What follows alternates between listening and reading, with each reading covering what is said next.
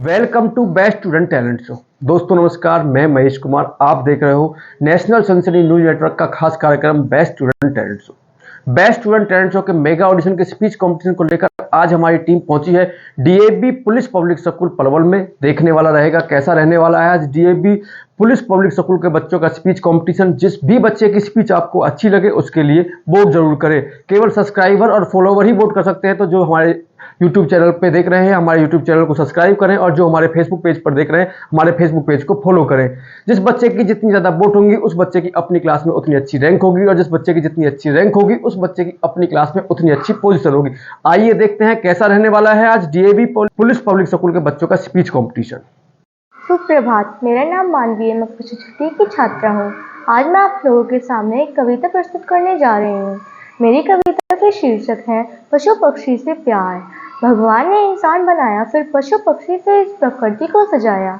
क्या खूब चित्रकारी की पशु पक्षी पर, रंगों को आकार दिया जमीन पर।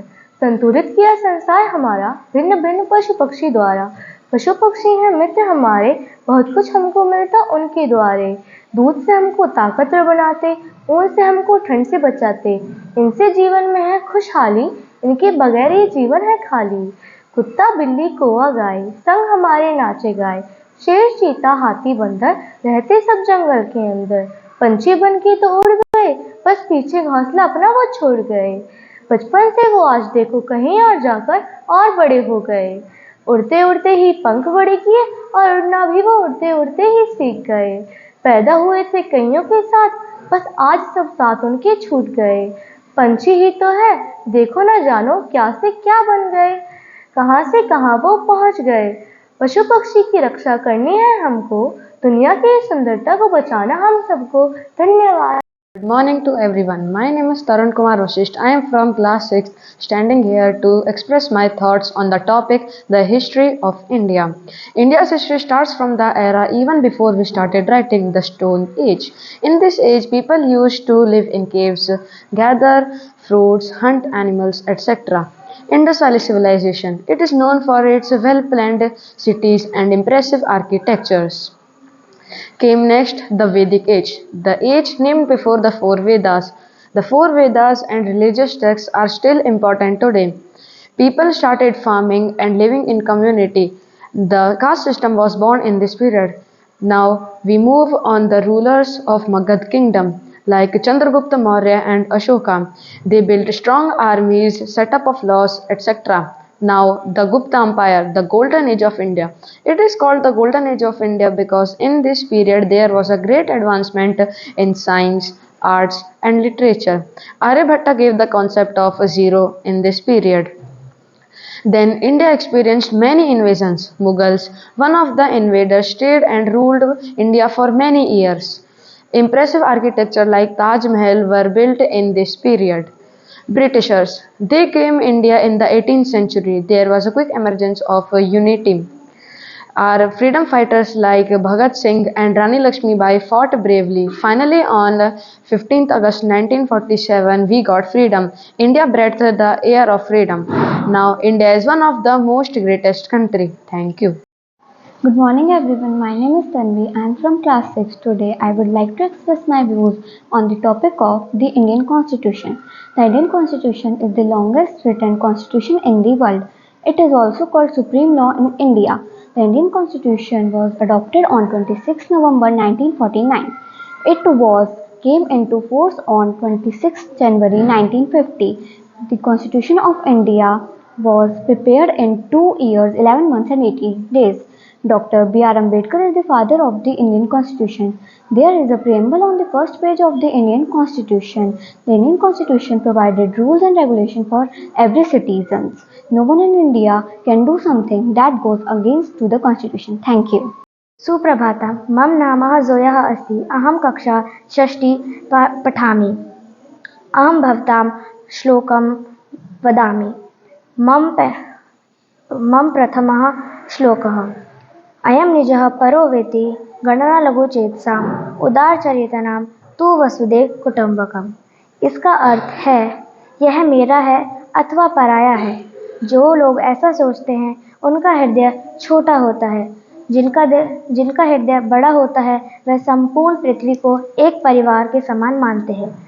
मम धृत्य श्लोकः प्रिय वाक्य प्रदानेन सर्वे तुष्यन्ति जन्तवः तस्मात् तदेव वचने दरिद्रता। इसका अर्थ है मीठे वाक्य बोलने से सभी प्राणी खुश होते हैं, इसीलिए हमें वही कहना चाहिए। वचन क्या दरिद्रता है, मनुष्य को मीठे वाक्य बोलने से क्या कंजूसी है। धन्यवाद। सुप्रभात, मेरा नाम पूर्वी है और मैं कक्षा 6ठी की छात्रा हूँ। आज मैं आपके सामने एक कविता प्रस्तुत करने जा रही हूँ। मेरे कविता का शीर्षक है कुछ करना है तो डट कर चल। मेरी कविता है कुछ करना है तो डट कर चल, थोड़ा दुनिया से हट कर चल। लीक पर तो सभी चल लेते हैं, कभी इतिहास को पलट कर चल। कुछ करना है तो डट कर चल, थोड़ा दुनिया से हट कर चल। बिना काम के मुकाम कैसा, बिना मेहनत के दाम कैसा। जब तक ना हासिल हो मंजिल तो राह में आराम कैसा। कुछ करना है तो डट कर चल, थोड़ा दुनिया से हट कर चल। अर्जुन सा निशाना रख, मन में ना कोई बहाना रख। लक्ष्य सामने है, बस उसी पे अपना ठिकाना रख। सोच मत साकार कर, अपनी करनी से प्यार कर। मिलेगा तेरी मेहनत का फल, किसी और का ना इंतजार कर। धन्यवाद। नामः डलिशा अस्ति, अहं षष्ठीकक्षां पठामि। अहं भवतां समक्षे श्लोक वदामि। अहम् एकं श्लोक। मधुर शर्करा मधुर द्राक्षा मधुर मधु मधुर मातुल्य तु त्रैलोक्ये न किंचन। इसका अर्थ है शक्कर मीठी होती है, अंगूर मीठे होते हैं, शहद मीठा होता है, परंतु माता के प्रेम के बराबर इस दुनिया में कुछ मीठा नहीं है। धन्यवाद। Hard work beats your talent when talent does not work hard. Good morning all of you. My name is Zavni. I am from class 6. Today I want to share my views on importance of sport. My dear friends, both sports and games are important for all of us because they keep us strong, healthy and fit. It is the area which gives us a change in from our daily life, and it is a useful means of entertainment as well as way to physical activities. The British, they with their love for organized sports event, established the first cricket club in 1792 in the country. And thank you. मम नामः वंशिका अस्ति, अहं षष्ठी कक्षां पठामि। अहं भवतां समक्षे श्लोकः वदति। मम श्लोकः निद्रा दूर्यते चिंतां, निद्रा दूर्यते व्यथां, निद्रा दूर्यते कलांतिं, निद्रा दुख विनाशिका। अर्थात नींद हमारी चिंता दूर करती है, नींद हमारी थकान दूर करती है, नींद हमारी पीड़ा दूर करती है। नींद हमारी क्या दूर नहीं करती, नींद हमारी दुख विनाशिका है।